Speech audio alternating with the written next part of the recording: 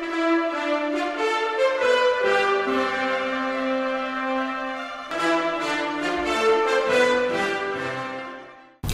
morning, Afghanistan. It is a lovely Saturday morning on October 1st, 1988. After World War II, the world got divided into three political worlds. The first world consists of industrialized capitalist nations such as the United States and its allies. The second world consists of communist nations such as the Soviet Union. And the third world consists of developing nations such as ourselves and that were newly independent and not aligned with either power. Now on to Angela with more information. Many of the third world countries, similar to us, were economically poor and politically unstable. Many of the third world countries also suffered from ethnic conflicts and lack of technology.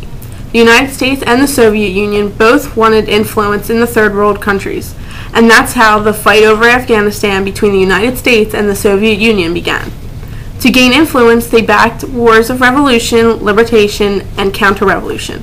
They also engaged in covert operations like spying and assassination attempts. In addition, the United States gave military aid to these countries, built schools, set up programs to combat poverty, and sent volunteer workers. The Soviet Union offered military and technical assistance as well. Now back to Nicolette. We managed to stay independent from the Soviet Union and the United States for several years after World War II. Then, in the 1950s, Soviet influence began to increase. Then, in the 1970s, when the Muslim revolt threatened the communist regime, a Soviet invasion was triggered. The Soviets invaded in 1979 with the intention of quickly helping the communists and withdrawing.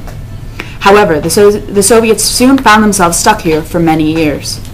The rebel forces and the Mujahideen were supplied with U.S. weapons and overpowered the military. The United States assisted the Afghan rebels because they saw the Soviet invasion was as a threat to Eastern oil supplies.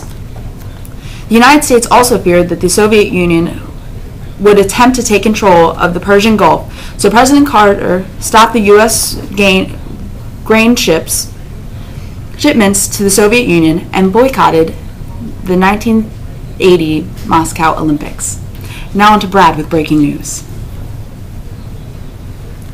Presently, a new Soviet president has come to power and has come to the realization that eternal unrest and economic problems are tearing apart the Soviet Union. President Mikhail Gorbachev has acknowledged the war's devastating costs and has declared that by 1989 all Soviet troops will be withdrawn from Afghanistan.